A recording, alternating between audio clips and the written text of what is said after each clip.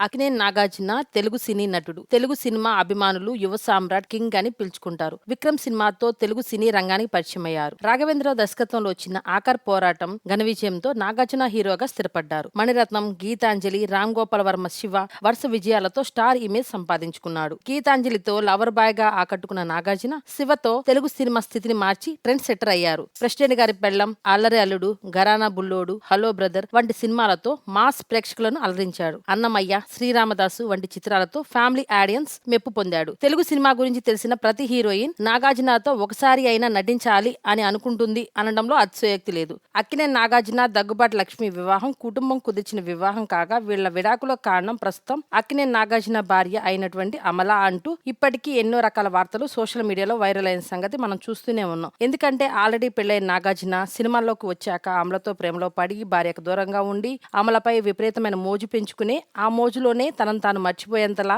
అమలతో తిరుగుతూ కట్టుకున్న భార్యను మర్చిపోయి చివరికి దగ్గుబాటి లక్ష్మికి విడాకులు ఇచ్చి నాగార్జున లక్ష్మి దూరం అవడానికి కారణం అమల అంటూ అప్పట్లో ఎన్నో రకాల వార్తలు కుప్పలు తెప్పలుగా వైరల్ అయ్యాయి. అయితే ప్రస్తుతం అసలు విషయం బయటకు వచ్చింది. వీళ్ళిద్దరు విడిపోవడానికి కారణం అమల కాదట, మరొక స్టార్ హీరోయిన్ అట. మరి ఆ హీరోయిన్ ఎవరో చూద్దాం. సినీ ఇండస్ట్రీలో అడుగు పెట్టక ముందే అక్కినేని నాగార్జున బీభత్సంగా పబ్బులు, పార్టీలు, అమ్మాయిలు అంటూ తెగ ఎంజాయ్ చేసేవాడట. ఆ కారణం చేతనే అతను ఏమైపోతాడో అని ఏఎన్ఆర్ సినిమాల్లో అడుగు పెట్టక ముందే పెళ్లి చేసి ఒక ఇంటివాడిని చేశారు. ఇక ఈయన చేసిన మొదటి చిత్రం విక్రమ్. సినిమా ఓకే అనిపించుకున్నప్పటికీ ఆ తర్వాత వచ్చిన కెప్టెన్ నాగార్జున ఫ్లాప్ గా మిగిలిపోయింది. కానీ ఆ తర్వాత రజనీ నాగార్జున కాంబినేషన్ లో వచ్చిన మజ్ను చిత్రం super duper block buster hit అవడంతో నాగార్జునకి లేడీ మ్యాన్ అనే పేరు వచ్చింది. ఆపై నాగార్జున, రజనీల మధ్య మంచి బంధం ఏర్పడింది. అయితే రజనీ పెళ్లైన నాగార్జునతో చాలా కలివిడిగా ఉంటూ వచ్చింది. అలా ఉన్న క్రమంలోనే వీళ్ళిద్దరూ కలెక్టర్ గారి అబ్బాయి, అగ్నిపుత్రుడు, మురళీకృష్ణుడు వంటి బ్యాక్ టు బ్యాక్ చిత్రాల్లో నటించసాగారు. ఇక అగ్నిపుత్రుడు సినిమా సమయంలో వీళ్ళిద్దరూ ఎఫ్ఐఆర్ కొనసాగిస్తున్నారనే విషయం రామానాయుడికి తెలియడంతో తన కూతురు జీవితం ఎక్కడ నాశనం అవుతుందో అనే ఉద్దేశంతో దాసరి నారాయణరావుకి రజని గురించి చెప్పి పెద్ద లొల్లి పెట్టించి మరీ నాగార్జునని వదిలేయకపోతే సినిమా ఇండస్ట్రీలో నీ బతికే ఉండదని బెదిరించి